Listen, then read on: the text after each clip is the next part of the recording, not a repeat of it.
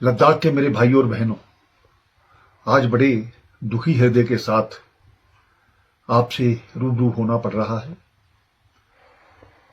हम जानते हैं कि लोकतांत्रिक व्यवस्था में अपनी बात कहने का सभी को हक है और कहनी भी चाहिए, लेकिन कुछ दिनों से जिस प्रकार से हम जानते हैं लद्दाख में एक अनशन रखा गया और हम चाहते हैं कि अनशन एक लोकतांत्रिक व्यवस्था का एक पार्ट है, लेकिन पिछले एक दो दिनों से जिस प्रकार से लोगों को भड़काया जाना, नेपाल और बांग्लादेश के साथ उसकी तुलना करना, कुछ लोग हम आने वाले समय में आग लगा देंगे, ये कर देंगे, पॉलिटिकल पार्टीज के ऑफिस को करेंगे, लोगों के घरों में जाकर के उनको मारेंगे, ये कौन सा तरीका है?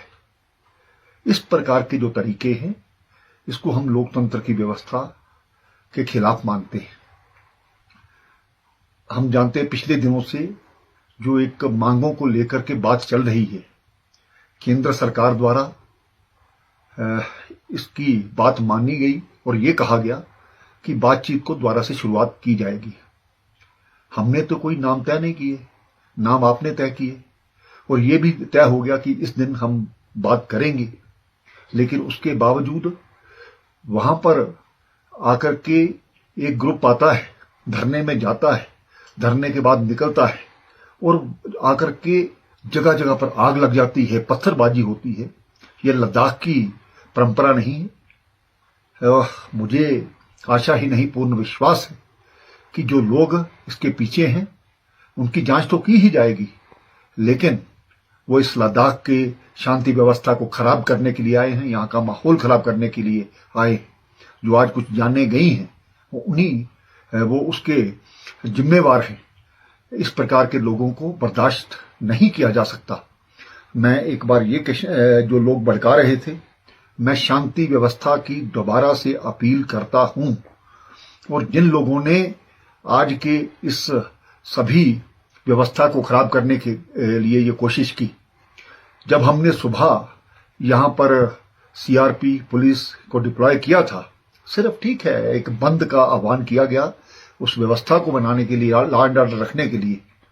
वहां पर हमारे सभी जो पुलिसकर्मी हैं उनके हाथ में लाठियां दी गई थी, लेकिन सीआरपीएफ के लोग गाड़ी के बीच में बैठे हैं और उनको जलाने का प्रयास किया जाता है।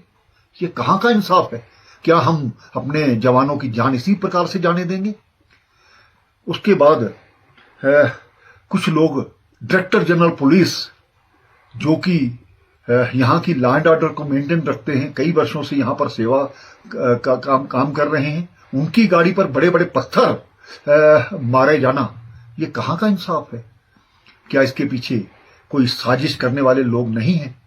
मैं लद्दाख के शांतिपूर्ण शांतिप्रिय लोगों से ये कहना चाहता हूं, आप इस चीज को समझिए। कुछ लोग अपने मफाद के कारण से पूरे लद्दाख की जो सुरक्षा व्यवस्था है उनको खराब करने का प्रयास कर रहे हैं। मैं लद्दाख की जनता के साथ हूं, मैं लद्दाख के नौजवानों के साथ हूं और लद्दाख के नौजवान जब भी मुझसे मिलने आते हैं मैंने कभी किसी को मना नहीं किया। और जिस प्रकार से उनके भविष्य की हम बात सोच रहे हैं, चाहे वो टूरिज्म के माध्यम से, चाहे वो एजुकेशन के माध्यम से या हेल्थ के माध्यम से, और नई नई नौकरियों का यहाँ पर नोटिफिकेशन जारी हो रही है। कुछ लोग चाहते हैं कि कोई भी व्यक्ति यहाँ पर नौकरियों में ना जाए, उनका रिकॉर्ड खराब किया जाए, उनका फ्यूचर खराब किया जाए। क्या उनका जो पुलिस का रिकॉर्ड है वो खराब नहीं होगा? इस चीज को समझने की जरूरत है।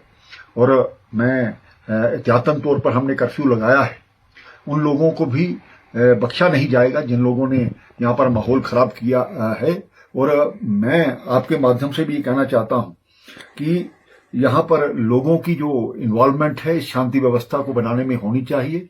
हमारी जो रिलीजियस लोग हैं, हमारे जो राजनीतिक पार्टियां हैं, मैं उनसे भी अपील करता हूं कि इस प्रकार के जो लोग जो उनको चिन्हित कीजिए, आइडेंटिफाई कीजिए और उनको रोकिए। आओ हम सब मिलजुल करके लद्दाख में एक शांतिपूर्ण व्यवस्था को कायम करें जो एहतियातन थोड़ा कर्फ्यू लगाया गया है।